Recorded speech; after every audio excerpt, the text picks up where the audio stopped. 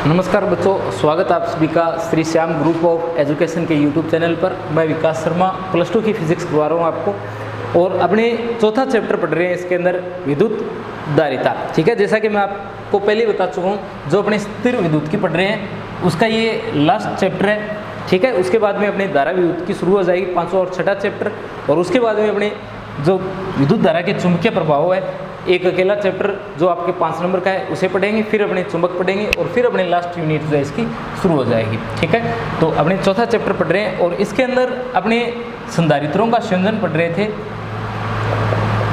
संधारित्रों का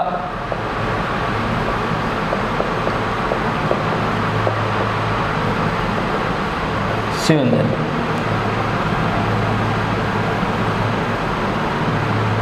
संधारित्रों का संयोजन, और संधारित्रों के संयोजन में अपने श्रेणी क्रम पढ़ लिया था। और अब अपने क्या कर रहे हैं, समांतर क्रम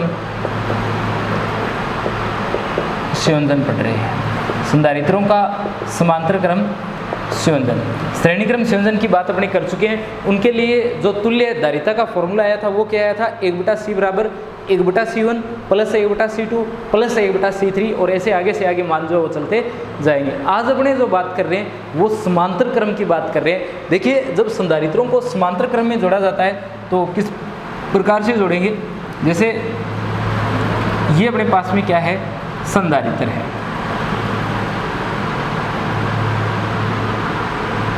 ये हमारे पास में क्या है, संधारित्र है। इन संधारित्रों को आपको क्या करना है, जोड़ना है।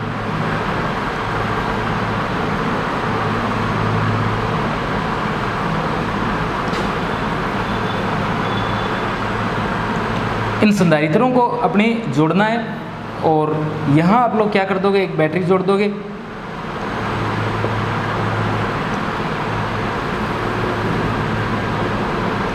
ये अपने पॉइंट अगर इन्हें लिखो तो इन्हें लिख दो, या यहाँ लिख दो ए और बी। और संधारित्र जो है ये C1 है, ये C2 है, और ये C3 है। ये जो साइड है ये बैटरी के पॉजिटिव सिरे से जुड़ी है, तो यहाँ पॉजिटिव आएगा और यहाँ नेगेटिव आएगा। मैंने आपको कल भी बताया था और आज फिर से बता रहा हूँ कि जब अपने संधारित्रों का संयोजन करेंगे तो आप लोग कम से कम 3 संधारित्र जरूर जोड़ना। बाकी आगे आपकी मर्जी है, आप 4 जोड़ो या 5 जोड़ो, पर कम से कम 3 जोड़ने, और 3 या 4 बस, इससे ज़्यादा मत करना, क्योंकि 4 से ज़्यादा फिर डायग्राम बड़ा बन जाएगा आपका। तो कम से कम 3 संधारित्र जोड़ के जरूर करना, 2 से इसे सोल्व मत करना, ठीक है, क्योंकि फिर ये टॉपिक काफ़ी छोटा बन जाता है। हालांकि गलत नहीं है, आपकी मर्जी है, आप कर तो सकते हो, पर करना नहीं है, आप 3 का ही करना, ठीक है। तो 3 संधारित्र है, C1, C2 और C3। इनको कौन से क्रम में जोड़ा गया है, समांतर क्रम में जोड़ा गया है। समांतर क्रम में जब भी संधारित्रों को जोड़ा जाता है तो कैसे जोड़ा जाता है, जो आपके पास में जितने भी संधारित्र है, जितने आपके पास में संधारित्र है, जैसे यहाँ 3 है, तो तीनों संधारित्रों की प्रथम प्लेट को, C1, C2 और C3 की प्रथम प्लेट को एक साथ, तीनों प्लेटों को एक साथ एक पॉइंट पर जोड़ते हैं। जैसे ये पॉइंट A है, और इनकी द्वितीय प्लेट को, जैसे यहाँ तीनों की नेगेटिव है, तीनों की दूसरी जो प्लेट है नेगेटिव वाली, उन सबको एक साथ पॉइंट B से या बैटरी के नेगेटिव टर्मिनल से जोड़ देते हैं, ठीक है। तो इन सभी को एक साथ A से जोड़ा और इन सभी को एक साथ अपने B से जोड़ दिया है। ये अपने पास में क्या है, संधारित्रों का संयोजन है। और फिर अपने क्या कर दिया, इसे बैटरी के प्लस माइनस से जोड़ दिया है। ये किस प्रकार का संयोजन है, ये समांतर क्रम संयोजन है। अब काम की बात सुनो, अगर अपने यहाँ से विभव आप लोग ज्ञात करो तो विभव तीनों संधारित्रों पर कितना आएगा, V आएगा। क्यों आएगा, क्योंकि जैसे आप C1 संधारित्र के लिए विभव का मान ज्ञात करो, ये C1 है, इसके लिए अगर विभव ज्ञात करो तो ये जो टर्मिनल है यहीं पर ही तो ज्ञात करोगे, और अगर यहाँ ज्ञात करोगे तो यहाँ इसके लिए कहाँ करोगे, इस तार पर करोगे, और ये तार तो इसके साथ में आगे जुड़ा हुआ है, तो आप चाहे इसके लिए ज्ञात करो यहाँ करोगे, और इसके लिए भी यहाँ करोगे। यानी ये जो पॉइंट है जहाँ आप लोग विभव ज्ञात कर रहे हो, तीनों का क्या है, सेम है। जैसे आप लोग इस संधारित्र का विभव ज्ञात करो तो यहाँ से करोगे, पर ये आगे इससे जुड़े हुए हैं, और इसका विभव ज्ञात करो तो आप यहाँ से करो, और इसका करो तो यहाँ से करो। यानी ए और बी जो पॉइंट है वो तीनों के लिए कॉमन है, जहाँ पर आप क्या कर रहे हो, विभव का मान ज्ञात कर रहे हो। और एक ही प्रकार के पॉइंटों पर जो विभव ज्ञात करोगे तो विभव का मान तो समान आना ही है। ठीक है। तो विभव क्या रहता है, इसमें समान रहता है। और जो आवेश होता है, कुल आवेश Q जो होता है वो क्या करता है, वो संधारित्राओं की धारिताओं के अनुपात में बंट जाता है। आवेश संधारित्र की जो धारिता है उसके हिसाब से क्या होगा, अलग अलग चला जाएगा। Q1 Q2 Q3 तीनों में क्या होगा, वितरित हो जाएगा, ठीक है। अब देखिए कुल आवेश Q किसके बराबर होगा, कुल आवेश Q बराबर होगा Q1 Q2 Q3। C किसके इक्वल होता है, Q अपॉन V के। C किसके इक्वल है, C इक्वल है Q अपॉन V के। किसके इक्वल है, C Q अपॉन V के इक्वल है। यहाँ से Q किसके बराबर होगा, C V के बराबर होगा। Q किसके बराबर होगा भी, C V के बराबर होगा। और अगर Q1 की बात करें तो Q1 किसके बराबर होगा, C1 V के। Q2 किसके बराबर होगा, C2 V के। Q3 किसके बराबर होगा, C3 V के बराबर होगा। यहाँ जो अपने C ली है ये तुल्य धारिता है समांतर क्रम के लिए। V विभव है, Q कुल आवेश है। सभी मान उठा करके इसके अंदर रखोगे तो यहाँ आएगा Q का मान CV। Q का मान कितना, CV। Q1 का कितना, C1V। Q2 का कितना, C2V। Q3 का कितना, C3V।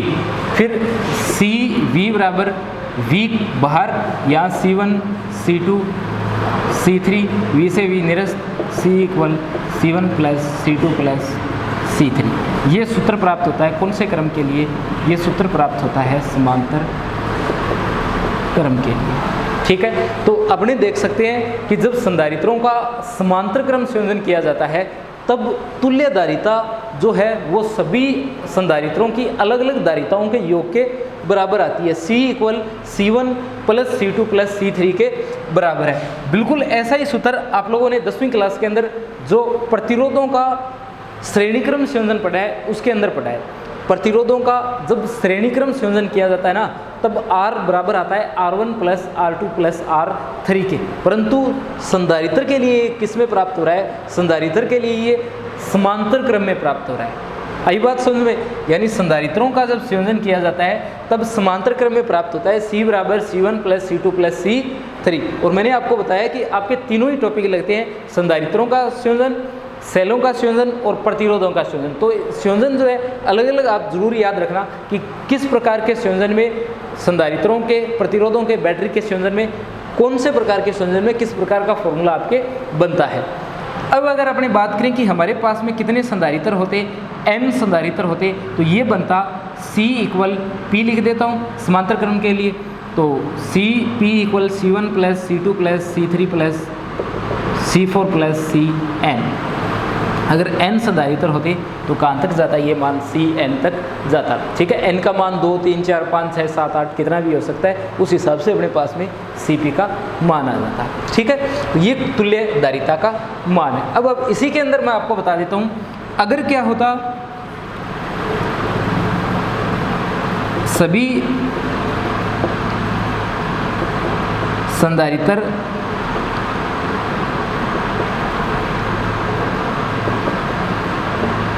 समान धारिता की होती है, सभी संधारित्र जो है उनकी धारिता क्या होती, समान होती।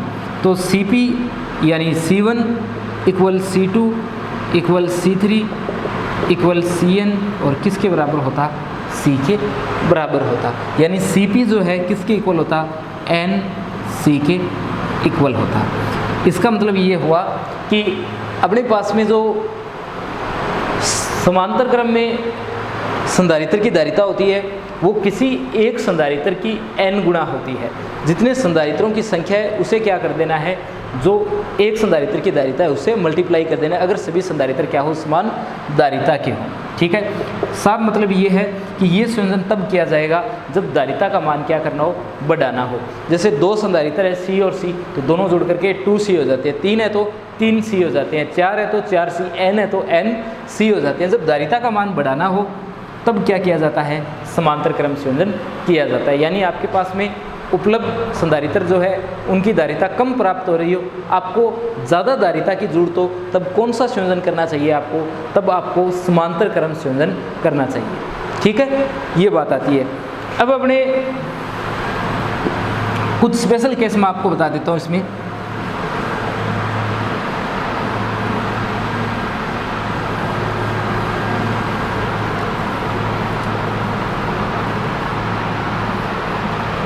कुछ स्पेशल केस मैं आपको यहाँ से बता देता हूँ कि अगर स्पेशल केस आपसे पूछे तो ये तो आपने कर ही लिया है। तो स्पेशल केस में आपके एक तो ये आता है कि अगर आवेश की बात करें तो आवेश तो यहाँ क्या है, सब में अलग अलग है, परंतु विभव जो है, विभव क्या है, सब में एक समान है। यानी विभव का जो अनुपात है वो क्या है, सब में एक समान है। और आवेश जो है वो धारिता के क्या प्राप्त हो रहा है, समानुपाती। देखिए C इक्वल क्या प्राप्त हुआ है, Q/V। यहाँ आपने ये जब किया था तो आपने ये लिखा था C1 Q1 और ये विभव, तो ये क्या है, समानुपाती है। यहाँ से C और Q एक दूसरे के, यानी अगर Q2 Q1 Q2 Q3 इन सब की बात करोगे तो ये C1 C2 इस अनुपात में आपको प्राप्त होता जाएगा। आई बात समझ में? तो ये अपने बात आ जाती है इन दो टॉपिक्स की। और ये मैंने आपको बताई दिया है कि अगर n संधारित्र जुड़े हुए हो तो आपको क्या कर देना है, n से मल्टीप्लाई कर देना है। अब जितने संधारित्र होंगे उनकी संख्या से मल्टीप्लाई होकर के आ जाएगा जब C का मान अपने आएगा। एक बात कर लेते हैं अपने किसकी, कि अगर एक संधारित्र ले और इसमें क्या कर दें, पूर्णतः पराविद्युतांक बढ़ दें, और पराविद्युतांक बढ़ दें इस प्रकार से।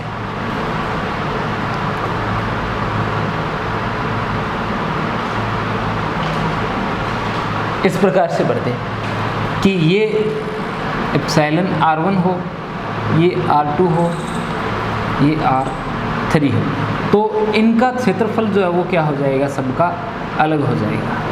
परंतु दोनों प्लेटों के मध्य दूरी क्या रहेगी, सभी के लिए D रहेगी। ठीक है, ये एक प्रकार का है। और ये दूसरे प्रकार का है, ये तीसरे प्रकार का है। अगर इन्हें जोड़ा जाए तो ये किसकी तरह व्यवहार करते हैं, ये समांतर क्रम की तरह व्यवहार करते हैं। जैसे तीन संधारित्रों को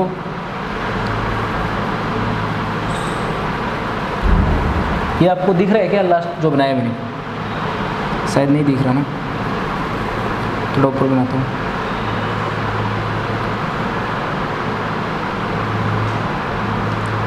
ये कुछ इस तरीके से व्यवहार करता है कि आपके पास में तीन संधारित्र हैं।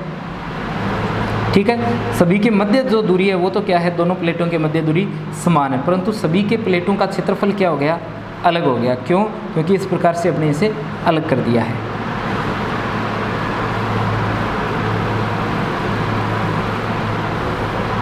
ठीक है, अब आपके समझ में आया कि एक तो अपने बात कर रहे थे श्रेणी क्रम की, तब तो अपने इस तरीके से पट्टियां भरी थी, सबके लिए क्षेत्रफल प्लेटों का A था, परंतु मध्य दूरी T1 T2 T3 थी। आज क्या है, आज मध्य दूरी तो सभी के लिए D है, दोनों प्लेटों के मध्य दूरी, इन दोनों प्लेटों के मध्य दूरी तो सभी के लिए क्या है, D है, परंतु क्षेत्रफल सबका क्या प्राप्त हो रहा है, अलग। A1 A2 A3 सबका क्षेत्रफल जो है वो अलग प्राप्त हो रहा है। तो यहाँ से आप लोग किसी एक संधारित्र की धारिता का फॉर्मूला लिखो, तो संधारित्र की धारिता का फॉर्मूला होता है A एप्सिलॉन 0/D होता है ना।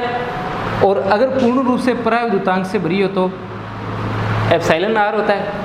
अब इसे अगर मैं C1 के लिए लिखता तो ये आता, D सभी में समान है तो D रहता है, एप्सिलॉन 0 सभी के लिए एक जैसा रहता।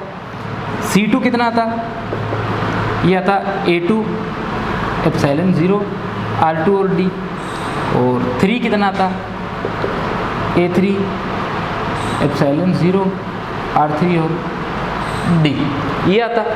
C किसके इक्वल, C1 C2 और C3 के इक्वल। C किसके equal, A1 epsilon 0 epsilon R और D के equal A2 epsilon 0 epsilon R2 और डी के इक्वल, और A3 एप्सिलॉन 0 R3 और डी के बराबर। सी किसके बराबर, एप्सिलॉन 0 अपॉन डी, अंदर क्या था A1 एप्सिलॉन R1 और A2 एप्सिलॉन R2 A3 और एप्सिलॉन R3, यानी सभी प्लेटों के मध्य दूरियां D है तो D कॉमन, एप्सिलॉन 0 सभी के लिए कॉमन, परंतु क्षेत्रफल सबके लिए क्या होगा, अलग होगा। तो क्षेत्रफल को अंदर रखा है A1 A2 A3 को, और पराविद्युतांक सबका क्या है, अलग है, तो epsilon R1 epsilon R2 epsilon R3 लिखा। ठीक है, एक तो अपने आज टॉपिक किया है, एक अपने कल टॉपिक किया था। यहाँ आपको ये ध्यान रखना है कि अगर आप इसे इस प्रकार से भर देते हो तो ये किसकी तरह व्यवहार करता है, समांतर क्रम संधारित्र की तरह व्यवहार करता है। अगर ऐसे तो पट्टियाँ भरती हो ऐसे तो, और अगर आप लोग ऐसे पट्टियाँ भर देते ना, ये किसकी तरह व्यवहार करता, तब ये श्रेणी क्रम की तरह व्यवहार करता। ठीक है, आपको ध्यान ही ये रखना है कि श्रेणी क्रम में जब ऐसे पट्टियाँ भरी जाती है तब ये दूरियाँ बदल जाती हैं, क्योंकि दो प्लेटों के मध्य दूरियाँ फिर T1 ही रही ना, अगर अलग अलग संधारित्र बनाओ तो, और इनके लिए T2 और T3 रही, परंतु यहाँ मध्य दूरियाँ सभी के लिए कितनी है, D है।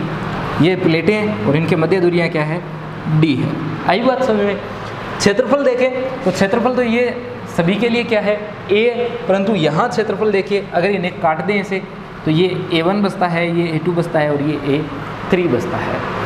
काम की बात कुछ एक और सुनो, अगर आपको बोल देता कि 3 की बजाय सिर्फ 2 ही पट्टियाँ काटी है तो ये 2 टर्म आती सिर्फ। ठीक है, 4 बोलता तो 4 टर्म आ जाती, 2 बोलता तो 2 और 3 बोलता तो 3। अगर समान काटता यानी समान क्षेत्रफल की काटता तब आपका A1 A2 क्या आता, बराबर आता, और किसके बराबर होता, कुल क्षेत्रफल का आधा आधा। जैसे 2 होता, सिर्फ कितनी होती, 2 होती, टोटल क्षेत्रफल A है और दोनों समान है, तब आपको पता है A1 A2 कितना बनता, A1 A2 A/2 और A/2 बनता। 3 होती तो A/3 A/3 बनता। तो ये मान आप लोग इसके अंदर भी रख सकते हो, A/3 रख सकते हो आप लोग यहाँ से, और वो क्या आ जाता, कॉमन आ जाता। ठीक है, तो इन सब बातों का आपको ध्यान रखना है। यहाँ आपको ये ज़रूर ध्यान रखना है कि जब समांतर क्रम संयोजन किया जाता है तब C = C1 + C2 और C3 आता है, और C इक्वल होता है A epsilon 0 epsilon R upon D। अगर ये सूत्र इसका है तो A की जगह A1 और इसकी जगह 1 एप्सिलॉन R1। क्यों, क्योंकि अपने पराविद्युतांक जो है वो अलग रखा है, तो एप्सिलॉन R1 R2 R3। क्षेत्रफल सबका अलग है, तो A1 A2 A3। फिर अपने ये क्या आ जाता, एप्सिलॉन 0 अपॉन D कॉमन, और A1 और एप्सिलॉन R1 अपने को प्राप्त हो जाता। ठीक है, तो इसी के साथ में आपका ये टॉपिक कंप्लीट होता है, संधारित्रों का श्रेणी क्रम और समांतर क्रम संयोजन। अपने नया टॉपिक शुरू करते हैं, संधारित्र में संचित ऊर्जा। आपके इंपॉर्टेंट टॉपिक में से एक है ये, संधारित्र में संचित ऊर्जा। संधारित्र में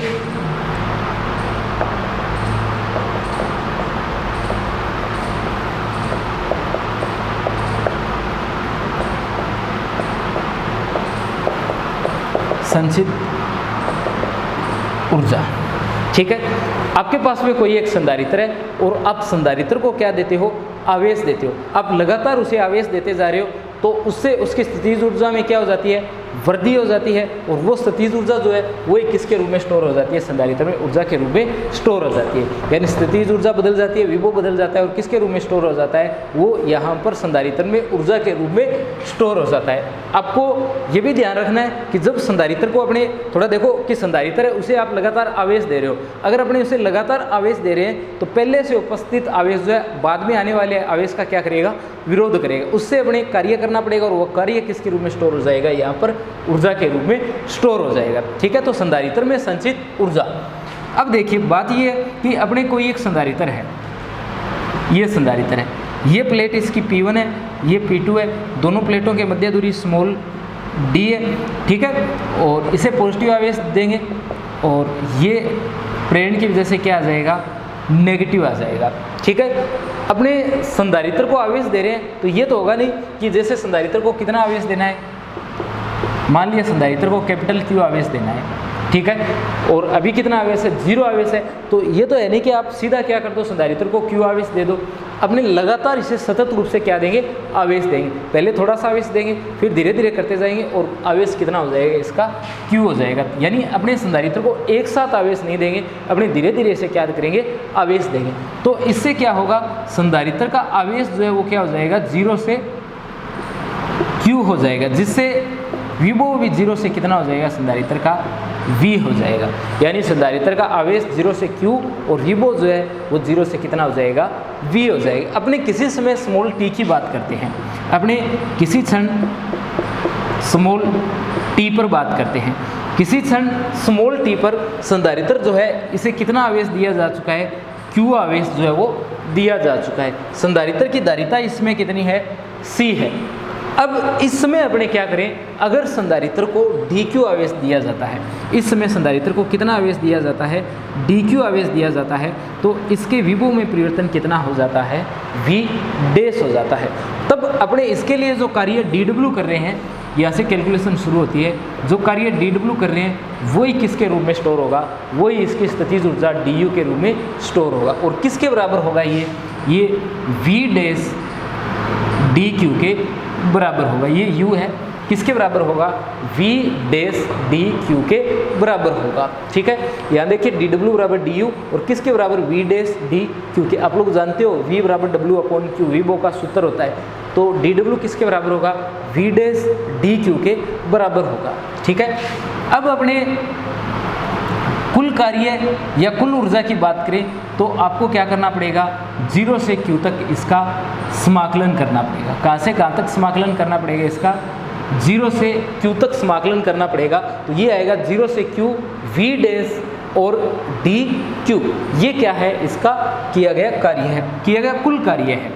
V डैश की बात करें तो V डैश किसके इक्वल होगा, आपको पता है ना, C किसके इक्वल होता है, Q/V के होता है, धारिता का सूत्र है। और यहाँ से अगर आपको बोलता कि आपको क्या बताना है, यहाँ से आपको बोलता कि आपको V बताना है, तो किसके इक्वल आता, Q/C के वो इक्वल आता। तो यहाँ V किसके इक्वल है, Q/C के इक्वल है। पर अब यहाँ V नहीं है, V की जगह क्या है, V डैश है। और अपने मान रखा है कि इस समय T पर संधारित्र पर जो आवेश है वो कितना है, Q है। तो V डैश इस समय किसके बराबर है, Q/C के बराबर है। किसके बराबर है, Q/C के बराबर है। V dash equal Q/C। ये मान इसका ऊपर वाली समीकरण में रख दो। W बराबर U और 0 से Q और Q/C और dQ।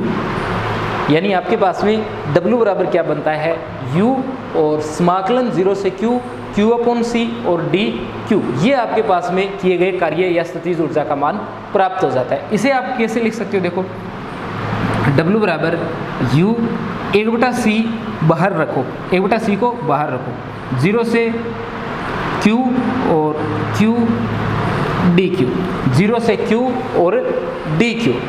W बराबर U 1/C, Q का समाकलन करो, Q²/2 और 0 से Q का समाकलन किया, Q²/2। समाकलन का सूत्र आपको याद होगा, x की पावर n, इसका समाकलन किया जाए x के सापेक्ष तो क्या आता है, x की पावर n+1/n+1, ये बनता है। तो यहाँ x की जगह कौन है, q है, q के सापेक्ष कर रहे हैं तो q n+1 यानी q इसकी पावर 1, 1+1 2 और इसी क्या लिखा जाता है, नीचे लिखा जाता है तो Q²/2। ये किसका मान है, ये W या U का मान है। अब देखो आगे, अब आपका जो W है, जो U है वो किसके बराबर, 1/C लिमिट रखी, Q²/2 माइनस का 0, तो U किसके बराबर, 1/2 Q²/C के बराबर। यानी आपका सूत्र बनता है 1/2 Q²/C। क्या बनता है, 1/2 Q²/C या Q²/2C, 1/2 Q²/C या 1/2 Q²/C। ये हमारे पास में संधारित्र में संचित ऊर्जा का मान आ जाता है। ठीक है, अन्य रूप की भी बात करेंगे, अभी करेंगे। फिर से बताता हूँ, अपने क्या कर रहे हैं, संधारित्र में संचित ऊर्जा का मान जो है वो ज्ञात कर रहे हैं। ठीक है, इसके लिए अपने क्या कर रहे हैं, लगातार कार्य करते जा रहे हैं। ठीक है, अब कार्य करते जा रहे हैं अब देखिए, अगर यहाँ से आपको समझना हो इस कार्य को, ये तो मैंने आपको बता ही दिया, संधारित्र को आवेश दे रहे हो और आवेश देने में अपने क्या कर रहे हैं, कार्य कर रहे हैं, और वो कार्य किसके रूप में स्टोर हो रहा है, ऊर्जा के रूप में स्टोर हो रहा है। आप ये भी बोल सकते हो, यहाँ आपको पता है ना ये धनावेश है, तो ये धनावेश इसलिए क्योंकि यहाँ से इलेक्ट्रॉन निकल करके किस ओर जा रहे हैं, यहाँ से इलेक्ट्रॉन निकल करके ये जो प्लेट है इसकी ओर जा रहे हैं। जो इलेक्ट्रॉन त्यागता है वो पॉजिटिव बनता है, जो ग्रहण करता है वो नेगेटिव बनता है। यानी अपने बाहर से क्या कर रहे हैं, कोई बल लगा रहे हैं, कोई बल लगा करके यहाँ पर क्या कर रहे हैं, कार्य कर रहे हैं। तो अपने जो बाहर से जो कार्य कर रहे हैं उस कार्य की वजह से यहाँ से कोई आवेश जैसे इलेक्ट्रॉन निकल करके क्या हो रहा है, दूसरी प्लेट पर जा रहा है। तो इस कार्य में क्या होता है, इस कार्य में अपने इसको देना पड़ेगा आवेश। ठीक है, तो अपने बात करें कि संधारित्र को आवेशित करने में कार्य कर रहे हैं, तो संधारित्र को कितना आवेश देना है अपने को, क्यू आवेश देना है। संधारित्र को कितना आवेश देना है अपने को, क्यू आवेश देना है। तो संधारित्र का आवेश 0 से क्यू बढ़ेगा तो विभव भी कितना बढ़ जाएगा, 0 से v बढ़ जाएगा।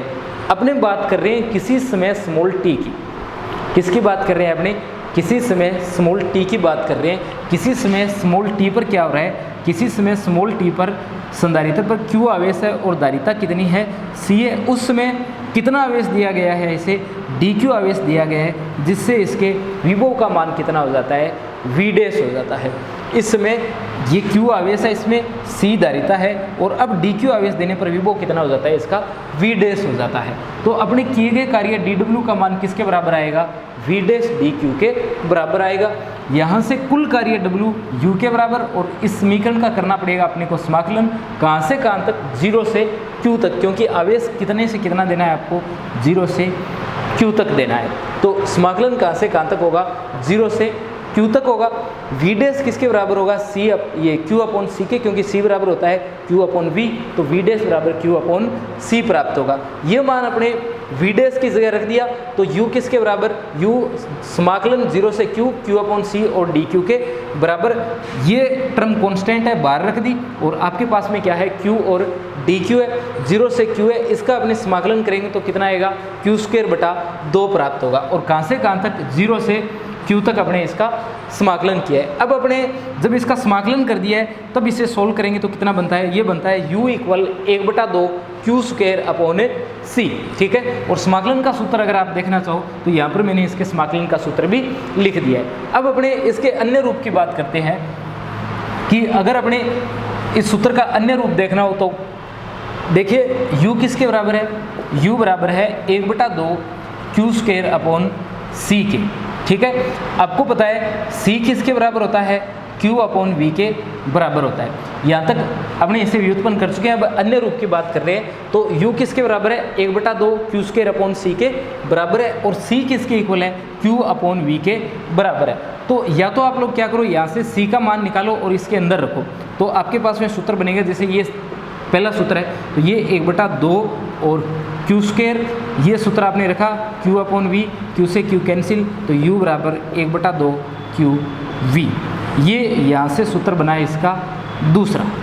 ठीक है, c equal q upon v, c का आपने रख दिया यहाँ पर मान। दूसरा आप लोग यहाँ से किसका मान रख सकते हो, q का, तो q किसके इक्वल है, cv के इक्वल है। q किसके इक्वल है, cv के इक्वल है, ये रखो। तो ये बनता है u बराबर 1/2 q², यानी c² और v² अपॉन में c। ये होता है यहाँ से कैंसिल, तो u किसके बराबर, 1/2 cv² के बराबर। ये आता है इसका तीसरा सूत्र। तो पहला सूत्र बनता है u बराबर 1/2 q² अपॉन c, ये जो पहला सूत्र अपने व्युत्पन्न किया है। दूसरा सूत्र बनता है u बराबर 1/2 qv, और तीसरा सूत्र बनता है 1/2 cv²। ठीक है, ये अपने बात की है संधारित्र में संचित ऊर्जा की। आपको पता होना चाहिए कि संधारित्र में जो ऊर्जा संचित होती है वो स्थितिज ऊर्जा, विद्युत स्थितिज ऊर्जा के रूप में स्टोर होती है। ये उसके जैसा ही फॉर्मूला है जैसा आप लोग स्प्रिंग के अंदर पढ़ते हो, जैसे 1/2 kx² आप लोग पढ़ते हैं हो। ठीक है, वहाँ पर x विस्थापन था, तो यहाँ पर क्या है, विभव है, k वहाँ पर स्प्रिंग नियतांक था, और यहाँ पर क्या है, c जो क्या है, संधारित्र की धारिता है। तो तीनों फॉर्मूले आप लोगों को याद रखना है, 1/2 q² अपॉन c, 1/2 qv और 1/2 cv²। ठीक है, ये अपने पास में धारिता के सूत्र आ जाते हैं। तो नेक्स्ट वीडियो के अंदर अपने बचा हुआ पार्ट इसका पढ़ेंगे, जिसके अंदर अपने ऊर्जा घनत्व बचता है चैप्टर में। एक तो बचता है ऊर्जा घनत्व। और उसके बाद में अपने पास में टॉपिक बचता है जो आवेशित चालक है, उन आवेशित चालकों का संयोजन, और संयोजन में आवेश का विभव का वितरण किस प्रकार से होता है, और ऊर्जा हानि।